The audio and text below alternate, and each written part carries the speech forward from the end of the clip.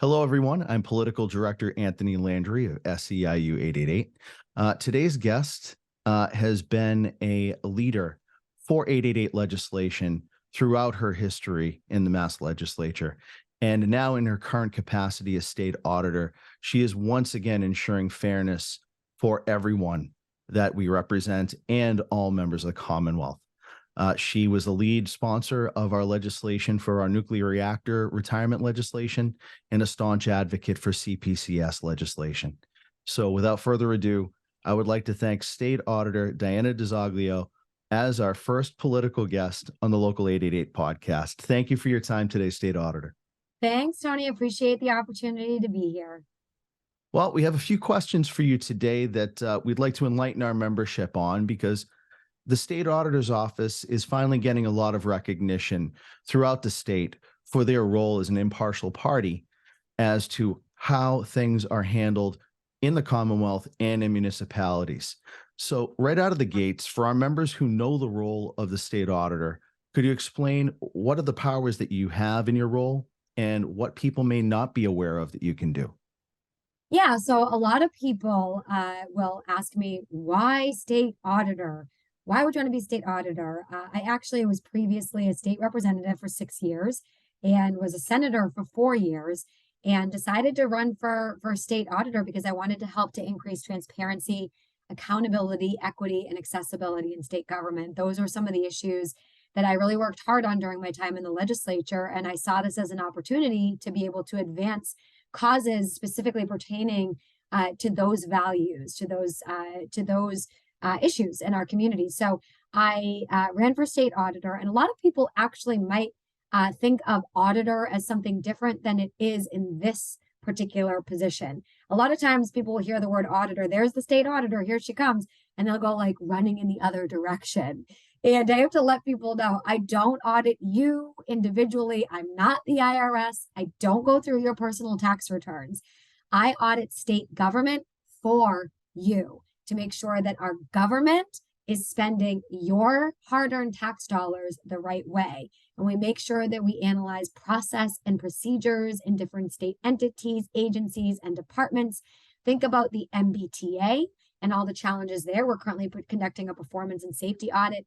Think about the Department of Children and Families and making sure that our vulnerable populations, such as our children, are properly being served. We get to analyze some of their processes and procedures, make sure they're functioning better and identifying ways for improvement. There's a lot of room in a lot of our agencies. And then, we get to also do financial audits, which is kind of the more obvious thing alongside of those processes and procedures that we look at. So we do financial and performance audits of state entities, agencies, departments across the board. We audit over 200 state entities and do our best to uplift the voice of working families in our community so that you have access to what's going on in state government, and to work hard to identify gaps in systems so that you are better served. And we do that in coordination with organizations like SEIU 888 to make sure that your voices are represented in these investigations and audits that we do, so your concerns are reflected and that we take a look at the things that are important to everyday working families and make sure that we're identifying ways to better serve you. That's excellent. That actually segued perfectly into my next question for you, because your advocacy for labor and our members at Local 888 is well documented. Could you let us know to our members how that role of the state auditor, which you actually explained pretty thoroughly that in first question, how your advocacy continues for our workers in municipal and state roles as the state auditor? What can you directly impact for our workers in the public sector? Yeah, look, we use the platform to support, access to collective bargaining rights, for example. I mean, making sure that we're testifying. I continue to join our labor friends on the picket lines. As an elected official, I've been very transparent about my values and how I would, in this role, continue to, in my elected capacity, stand with workers and stand for workers' rights and make sure that the voice of workers and the voice of labor is well represented and reflected and heard loud and clear up on Beacon Hill. And that's been done by showing up, standing alongside of you, but also in taking meetings with you about different agencies and departments that you may be having challenges with, different issues that you may need to see investigated, or places that may need to be audited regarding specific topics. Your members have felt free, and if you haven't contacted, you want to contact, feel free. But I know that I have spoken to local 888 members about issues of importance that we are, working with them on, and making sure that their voices are reflected in the audit work of our agency. Well, you clearly have embraced your role and understand that you can be a catalyst for change in your position. What new ideas can we expect from the State Auditor's Office? So, what new ideas? Well, they say there's nothing new under the sun, but what I will say is something that we're bringing back is the legislative auditing that actually used to occur for many years. There's at least 113 times that our state legislature, who passes bills into law that impact all of us, or doesn't pass bills into law that would impact all of us, how they are operating up on Beacon Hill behind closed doors, how money is being spent, our taxpayer money, what processes and procedures can be improved upon. We conduct these performance audits of every state entity in the Commonwealth that's under our jurisdiction, over 200 entities. And the state legislature is unfortunately the only state entity that refuses to comply with an audit from our office. We find this to be very, very disappointing. We are here to help make government work better. That's our office's slogan. We're not the FBI. We don't go in and toss desks and flip things upside down. We go in and we analyze process, procedures, how to do better, why systems are working and not working. We also analyze whether or not there's waste, fraud, and abuse occurring. That's very important when it comes to making sure there's accountability amongst politicians up on Beacon Hill, right? We want to make sure that our tax dollars are not being abused. So this is a simple matter of accountability that we're trying to reinstill up on Beacon Hill. It happened up until the 90s, and then there was an additional audit done in 2006, but it hasn't really occurred in many years due to a lack of political will, and we are simply trying to reinstate that auditing process. I will say something that's newer. It's not that it wasn't done previously, but we're trying to do it a lot more often, is equity audits.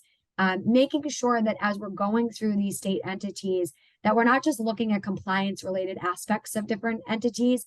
Of course, that's important. We want to make sure people are in compliance with the law, but really challenging our audit teams to get more creative in how to look for equity components. A grant, for example, may have been being distributed in compliance with the law, but were there ways that these grant opportunities could have been distributed more equitably, for example? So things like that, making sure that we're actually using a different lens, taking a different tact when we're approaching these audits, and making sure that we're doing that consistently in touch with local community members, everyday people, to ask them questions. What has your experience been? For example, if it was with a grant process, with this particular grant process, what has your experience been with this particular agency? How do you think this agency can improve their processes? Was it a positive or negative experience that you had? And a lot of times, look, folks have an issue cutting through the red tape. The auditor's office can't force change in any of these agencies or entities. We are only able to shine a light, identify some of the problems, and then make recommendations and propose potential solutions to these agencies. The legislature and administration need to actually implement our recommended changes, but we do have a place to be able to work alongside of you to help uplift what we're all seeing and kind of identifying as being problematic, and shine a light on it and say, hey, maybe we should start looking over here at these issues that our office helped to identify. And this can be a good starting point and a good base for making sure that there's increased accountability to help make these agencies better able to function for all of you to get better services. So a lot of good stuff happening, but I could go on forever, so I'm going to let you get to your next topic. Well, it segues once again perfectly into the next question that I had for you, because 62% of our membership at Local 888 identifies as female. What message would you like to convey to them? And why is it important that they participate in our local's COPA, Committee on Political Action, to help advocate for them? Yeah, look, when I ran for office, I was elected to the State House of Representatives as the youngest woman serving in the House of Representatives at the time I was serving. I then moved from there to the state Senate, where I was the youngest woman serving in the Senate for my entire 4 years there until I left the Senate last year to when I was elected to the role of state auditor, in which I am the youngest constitutional officer statewide serving in the state of Massachusetts. And I will say, we absolutely continue to need more representation and uplift our voices in any way, shape, or form possible. We've made tremendous progress. Saw a historic slate of elected officials at the statewide level last year, where we have mostly women that were elected to these statewide offices. However, that is not necessarily something that is consistently seen throughout different, elected roles or in different memberships, for example, right? So it is encouraging to hear that you have 62%, members that I could speak to and say, keep up the great work, keep fighting, and keep lifting up your voices. And I would even say, please consider running for office. Please consider running for office. Please consider running for office. That's what I'll say. Well, election day is coming up on November 7th. What should our members be looking for in an ideal candidate that represents labor workers? Making sure that folks have a seat at the table. Look, folks are not always going to agree on the final decision all the time, but what's the most important is that folks have a seat at the table, right? That seat at the table. I'm somebody who used to work for the National Association of Government Employees, NAGE. I think y'all are connected, right? So we're very familiar with our friends at NAGE. Very, very familiar with NAGE. So I used to work over at NAGE, and it was a very humbling opportunity to really just learn about what it means to have a seat at the table, what it means to be able to have a voice, what it means to be able to fight for our shared values. And what do our shared values reflect? Well, living with a standard of dignity in the community that you're working hard to serve, being able to have equitable access to healthcare, equitable access to housing, equitable access to, a salary that is going to be able to, afford you with, again, that standard of living in your community that grants you a level of dignity to be able to function in that community and thrive in that community, not just survive in that community. Standing together, making sure that we have each other's backs and that we collectively lift up our voices to say that, we are going to continue to advocate alongside of you as an elected, I think is incredibly important. So I hope that made sense towards the end there, but trying to shift over to the being elected, versus y'all are asking as labor workers who to support for candidates, folks that have clearly demonstrated that they are going to stand alongside of workers, folks who show up, folks who put their money where their mouths are, and they've, taken the tough votes, or they've committed to stand with you on issues of importance, that they've been transparent about where they stand on different issues, because not everybody agrees, right? I've said, I support a particular topic, the millionaire's tax, for example, the fair share tax amendment, and a lot of folks disagree with me about that, right? But made a statement, said where I stood on the issue, and people were able to vote for or against me based on where I stood on that issue. I think asking those questions, making sure that we know where folks stand. You're not always going to agree on every single issue, but making sure that those candidates are able to be transparent about where they stand on a particular issue at a particular time, and then voting your conscience based on that. And you have been a staunch advocate for our workers at 888, including legislation that you previously have filed.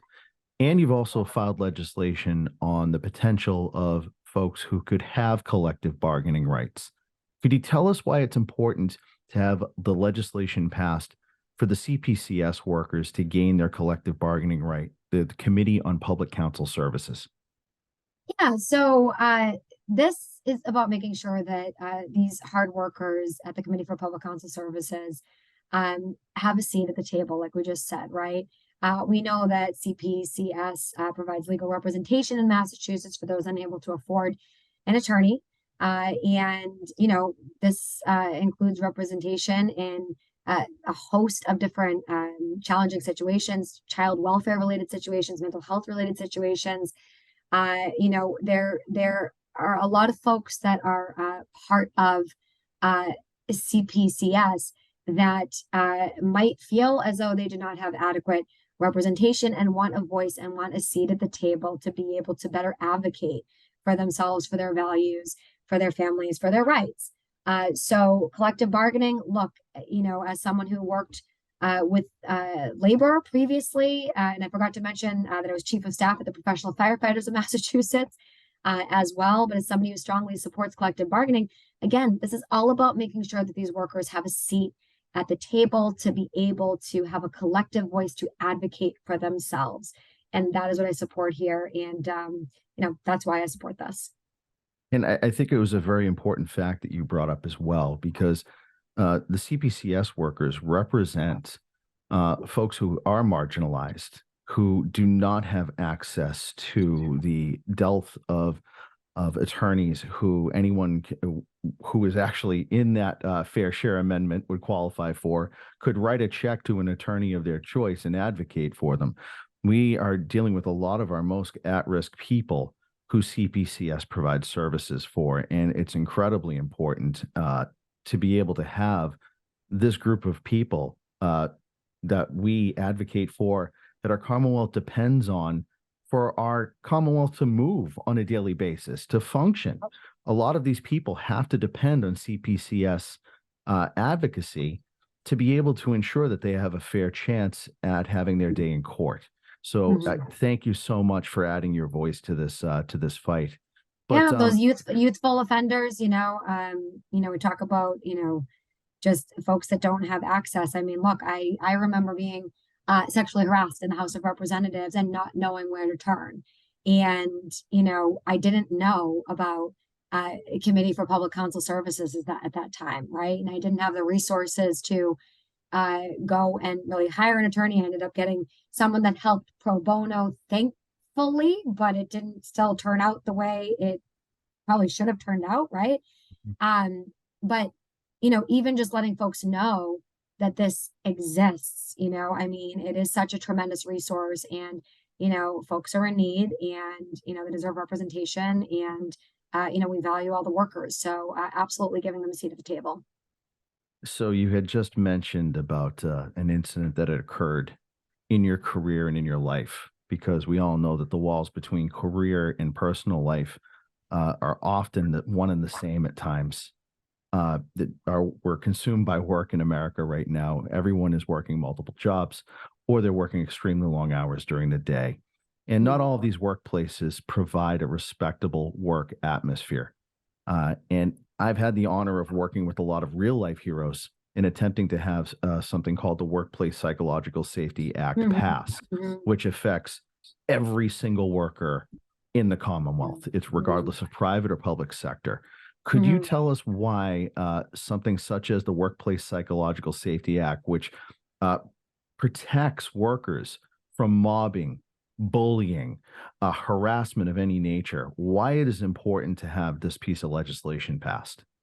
Look, we've all experienced really challenging times in the workplace. I mean, most of us, right? If you haven't, congratulations. Many of the people I've talked to, most of the people that I've spoken with throughout my career, have experienced very challenging times, have experienced some form of bullying at work, have experienced some sort of abuse in the workplace, you know, maybe not at every workplace, but at a workplace. And look, a lot of times you don't know what to do because there's a power dynamic there. You know, you might be younger or not have the experience to really know what resources are available or what you should do. You might be afraid of retaliation, you know, and it's very, very, you know, challenging to try to be performing those job duties that are assigned to you in the midst of also trying to deal with potential trauma that you are experiencing and the triggers that are happening throughout the day that are impacting your ability to be able to really perform your job to the best of your ability. So, this is something that when I talk about this, I'm sure everyone can think of their own situation, right? Where I could say, what's a time in your life that you have experienced abuse in the workplace in some capacity that maybe it kind of fell on the line. You didn't really think it was abuse. Maybe it was, or you didn't know that it was at the time. But at the end of the day, you looked back and you were like, man, that was really problematic. Or maybe you knew that it was blatant abuse. Regardless of what it was, again, I'm sure if I asked everybody who's watching this, can you think of a time in your career where you experienced something that was really problematic and, caused some sort of trauma to you? A lot of people, again, not everyone, a lot of people would say, yeah, I can think of it. And this time that this happened, or maybe they have multiple times, or maybe they're still dealing with that on a daily, maybe hourly, maybe minute by minute basis.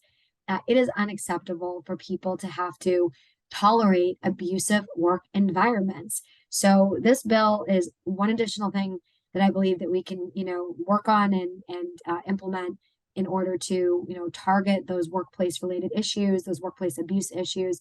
I think the Workplace Psychological Safety Act, you know, if it's passed, it would go to great lengths to make sure that people are have additional protections in the workplace and have additional resources. So continue to support, continue to stand with you on that. Let me know how I can be helpful on that moving forward. But I want to thank you for filing that as somebody who has experienced abuse in the workplace as well. This is something that I believe is incredibly valuable to folks and should be passed. Yeah, we are blessed with people who have taken their trauma and turned it into a sword of change to ensure that others are protected, to ensure that others do not have to go through the day in and day out absolute hell experiences that you've experienced, that in many different ways I experienced at one of my previous places of employment. And the fact that I was able to sit next to nearly, I don't know, 3 dozen of the most incredibly strong human beings I've ever met in my life a few weeks ago in front of this at the State House hearing. I think we have a real shot at changing the quality of life. And that's what it is. It's not just a workplace, it's a quality of life for people. So thank you again for taking your voice and your position and lending credence to this. And we're gonna take a little bit of a turn here. So digging into the auditor's job and understanding the sensitivity of current or potential investigations of your office, what can you convey to members who may be under great distress regarding their positions of employment when such things as budget shortfalls occur?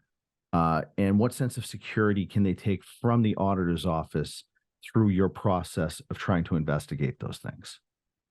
Yeah, look, well, there are a lot of variables that could contribute to such decisions. One area we often hear about is privatization, as supposedly being used to save money and remove state employees from payrolls. The auditor's office can help ensure that if efforts to privatize are pursued, then the state entity must demonstrate genuine cost savings as a result of such effort. This respects both taxpayers and our existing employees. So it is known as the Pacheco Law, Taxpayer Protection Act. That is something that our office does some work with alongside of entities like yours, alongside of all taxpayers, in an effort to make sure that we are serving all taxpayers, but also not just going along with decisions that may be painted as providing cost savings, but not actually provide those cost savings at the end of the day. Understanding that, folks may be, really distressed about their positions of employment, maybe looking at, budget decisions, privatization decisions, budget shortfalls. While we can't require or force, again, any state entity to come into compliance with anything, we can shine a bright light on the issue and empower you with the tools you need to be able to advocate for yourselves and for your entity, and then stand there with you with our findings and advocate alongside of you. So we'll be there with the flashlight alongside of you to identify where the challenges are and continue to advocate. And thank you for doing that for our members. And you mentioned it earlier, and this is our final question. to our members who may contemplate running for office, what advice would you give them? Go for it. We need more people running for office. Look, there's been sort of a seeming, apathy in a lot of different places, especially at the local level, I will say, where it's been challenging just to recruit people to get to want to run for office. We need servant leaders. We need people to step up to the plate. We need workers who get it, who understand the challenges of everyday people, to lift up those values, to be a voice for our communities. So if you are thinking about running, put your perspectives out there. It takes courage to be able to run. I commend you if you're thinking about it. It takes courage just to think about running, to put yourself out there. And I would say, thank you for considering it. Best of luck. Again, it takes a lot of courage, so I commend you, and go get them. State Auditor DiZoglio, thank you so much for taking the time to speak with us today. And thank you for your continued advocacy for the workers of the Commonwealth and for everyone in the Commonwealth in your role as State Auditor. Thank you and continued success. Absolutely. Thanks so much for having me on here, and call anytime. Tony's got my information, so feel free to get in touch. I do. And you are here for our members. I am here for our members. And thank you again for your time today. Thanks so much. Thank you.